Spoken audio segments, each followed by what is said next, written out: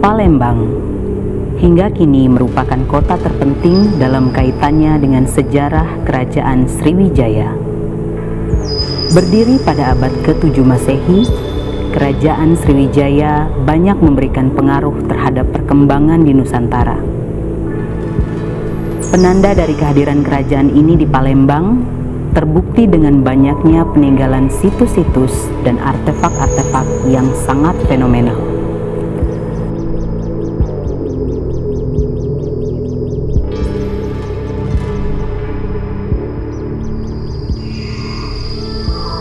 Mengenai Sriwijaya pada abad ke-7, ini banyak sekali perdebatan dari para ahli.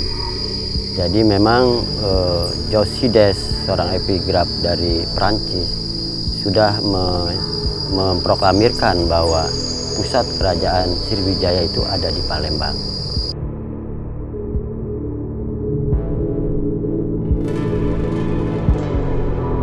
Berdasarkan penemuan bersejarah berupa catatan-catatan yang tertulis di prasasti, dapat digambarkan sekilas tentang awal Sriwijaya. Kapankah Sriwijaya itu berdiri? Nah, ada satu prasasti Kedukan Bukit yang ditemukan di Desa Kedukan. Desa Kedukan ini ada di sebelah selatan dari Bukit Siguntang ini, dan itu di tepi sungai Tatang. Prasasti ini ditemukan di rumah penduduk oleh seorang kontrol Belanda, Batenburg kalau nggak salah, tahun 1920. Isinya berkaitan dengan perjalanan Dapuntahiang.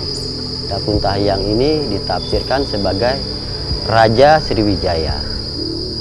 Mereka berangkat dari Minangkabau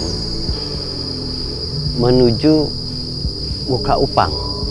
Nah, membawa sekitar 20.000 tentara yang naik perahu dan 1.300-an tentara yang berjalan kaki.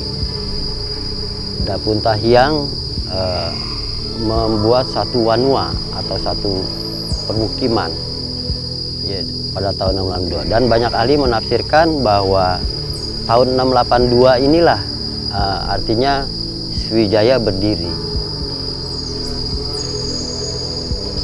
Ada satu sungai Kedukan yang dari foto udara itu kelihatan diluruskan.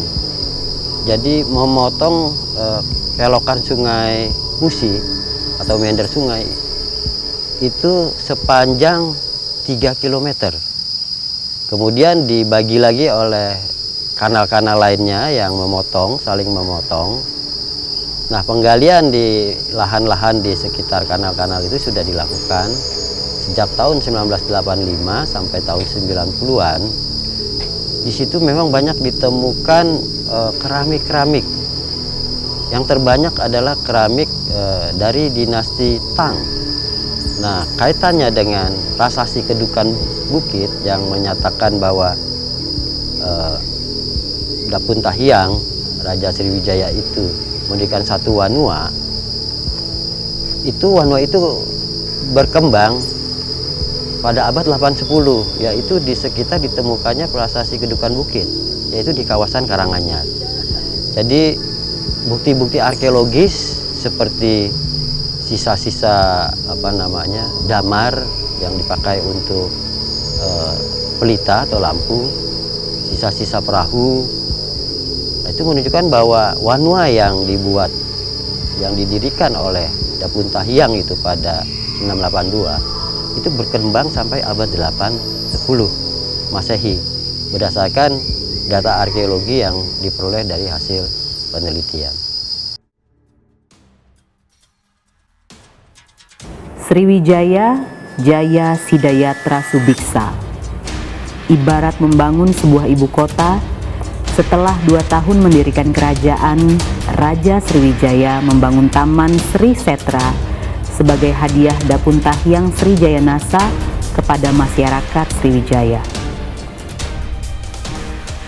Nah, setelah mendirikan Wanua Sriwijaya, Dapuntahyang yang memimpin armada dan memimpin Sriwijaya ini kemudian mendirikan sebuah taman yang ada di Talangtuo. Nah, penyebutan taman ini disebutkan dalam prasasti Talangtuo yang berangka tahun 684 Masehi. Ini kalau kita ini kan ke Masehi. Nah, di dalam taman ini disebutkan nama lengkapnya Dapuntahyang. Kalau di prasasti Kedukan Bukit ini hanya menyebut Dapuntahyang, tapi dalam prasasti Talangtuo disebutkan nama lengkapnya yaitu Srijaya Nasa atau Srijaya Naga gitu. Nah, di prasasti Talangtuo ini berisi tentang pembuatan taman Sri Setra yang di dalamnya itu dilengkapi dengan bendungan dan kolam-kolam, dilengkapi dengan aneka pohon buah-buahan dan aneka tanaman bunga. Dan di situ juga disebutkan bahwa bagi para penduduk Sriwijaya itu bisa menikmati apapun yang ada di dalam taman itu, dan disebutkan juga bahwa pendirian taman dengan segala isinya itu merupakan amal kebajikan dari Srijaya Nasa untuk rakyatnya, dan di sana juga dia mendoakan agar semua rakyatnya itu sejahtera dan bisa hidup dalam kedamaian dan ketenteraman. Sidayatra Sarwa Satwa. Dapuntahyang Srijaya Nasa telah membentuk iklim yang kondusif dalam bermasyarakat di bawah kepemimpinannya.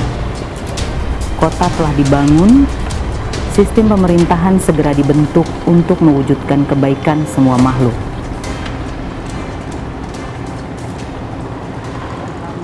Nah, setelah prasasti Talangtuo ini kita mendapati adanya prasasti Telaga Batu atau dikenal juga dengan prasasti Sabo Kingking. Kenapa disebut Sabo Kingking? Karena ini ditemukan di daerah Sabo Kingking yang sekarang situsnya ini menjadi lokasi pemakaman dari raja-raja Palembang gitu.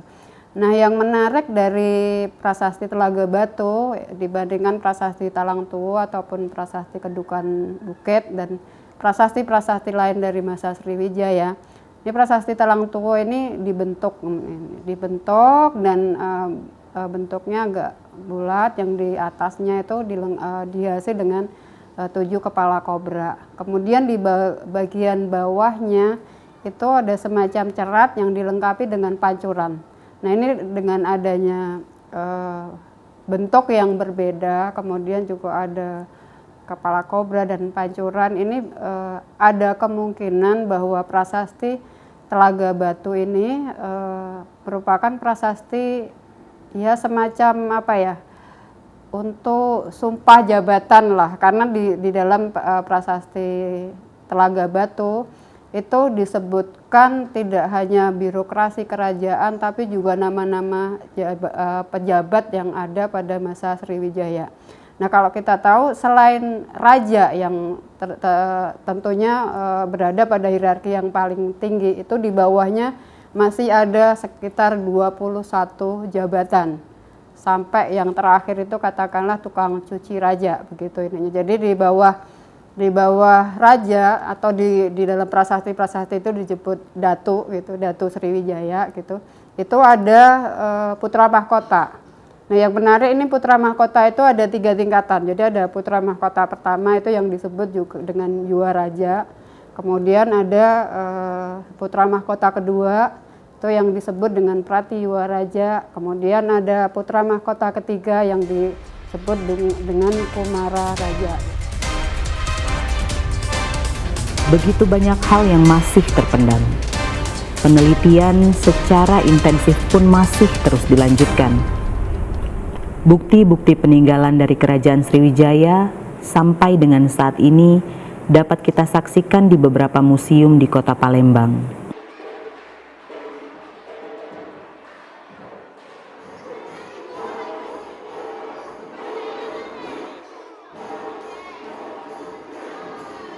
Dalam museum itu menyimpan berbagai tinggalan-tinggalan masa Sriwijaya. Taman dan museum ini diresmikan oleh Presiden Soeharto, Presiden RI waktu itu pada 22 Desember 1994. Tetapi pada perkembangan selanjutnya untuk semakin mengembangkan museum maka direnovasi total pada tahun 2008 dan diresmikan kembali dengan nama Museum Sriwijaya. Di dalam Museum Sriwijaya ini menyimpan berbagai artefak-artefak tinggalan masa Sriwijaya seperti prasasti, arca, bukti perdagangan yaitu keramik, manik-manik, dan yang menunjukkan kebesaran Sriwijaya sebagai suatu negara maritim yaitu kemudi kapal dan pecahan-pecahan kapal. Koleksi-koleksi yang menunjukkan tentang keberadaan Sriwijaya itu ada di Palembang itu ditunjukkan dengan 3 prasasti utama ini yang ditata dalam alur cerita memasuki Sriwijaya. Jadi 3 prasasti utama ini adalah prasasti Kedukan Bukit, prasasti Talang Tuo, dan Telaga Batu. Jadi museum ini mempunyai tugas seperti dari rumusan ICOM bahwa selain melestarikan, mengembangkan, juga mengkomunikasikan hasil tinggalan budaya itu kepada masyarakat luas. Untuk melestarikannya salah satunya ialah ditata di dalam bentuk display tata pameran di museum dan tentu saja ada perawatannya, dan untuk mengkomunikasikannya kepada masyarakat luas makanya dibuka untuk umum tata pameran museum itu. Ini sebenarnya salah satu usaha pemerintah untuk mencerdaskan kehidupan bangsa ya, dan juga bagaimana menumbuhkan rasa nasionalisme di kalangan generasi muda melalui tinggalan-tinggalan sejarah yang ada. Soalnya kalau artefak-artefak ini tidak dipamerkan di dalam museum, mungkin generasi muda kita yang akan datang atau anak-anak kita yang akan datang tidak akan mengetahui bagaimana sejarah daerahnya ini berasal. Apalagi mendengar Sriwijaya mungkin hanya akan sekedar Sriwijaya itu kerajaan yang besar, tapi buktinya seperti apa mereka kan tidak paham. Tapi dengan adanya museum yang memamerkan hasil penelitian tentang Sriwijaya dan artefak-artefaknya, makanya mereka akan bisa melihat, oh seperti ini hasilnya, oh seperti ini kebesaran bangsaku, seperti itu. Jadi ini sebenarnya merupakan nilai plus untuk pengembangan kebudayaan yang akan datang.